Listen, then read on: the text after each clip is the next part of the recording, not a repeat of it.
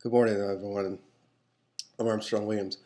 I don't know if you followed the story of the mother who's obviously just strung out on drugs, who sold her 5-year-old into prostitution to the boyfriend of her sister.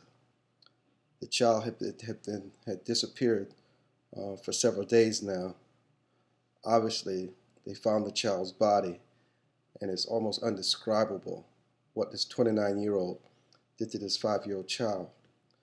I mean, selling your child into prostitution for money, knowing that this sexual deviant, what he's going to do to your child. Did you see the pictures of her in the hearing room? It's just sad. Obviously, just no other way to put it. This mother totally lost her mind. I mean, she was just totally mentally deranged. I mean, she could not have known what she was doing. There's no question this woman should be punished. The 29-year-old should be executed. But there's just a deeper issue here.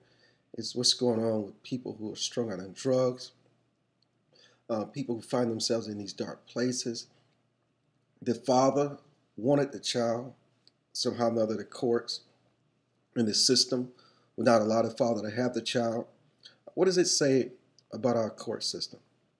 It's not always best for a mother to raise their child. It's just not always best. There are many exceptions where a father, given their stability and the fact that they're not doing drugs or strung out on alcohol, is in a better position to not only raise that child, but to discipline that child and give it the kind of care and love that we need. I just think not only is this an indictment of the court system, it's an indictment of what this society thinks about fathers and being the primary care of their children, especially when a mother is unfit, incapable, and so mentally deranged and screwed up. There's just no way under the sun they can provide the child what they need. Why they would allow this mother to keep this child after there were many reports about her being abusive, being strung out on drugs, and then eventually sell the child to the boyfriend of her sister, who takes her to a hotel and almost just rapes her and mutilates the child. And then he turns himself in because he's overwhelmed with guilt.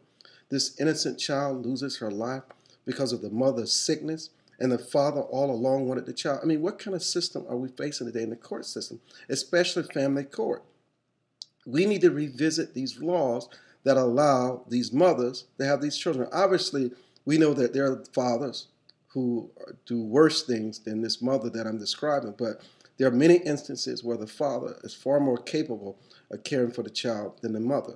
And this is just one of those instances. And your heart has to go out for this child. You know, I was watching it last night while I was doing my workout at the gym, and it was almost unbearable. I just could not believe my eyes that this could happen to an innocent child who depends upon their mothers, their parents, for trust, for comfort, for guidance, for wisdom. And in this instance, none of it happened. This mother literally not only destroyed the life of the child, but the reason why her child is going to be buried within the next few days. I'm Armstrong Williams. Just something for you to think about.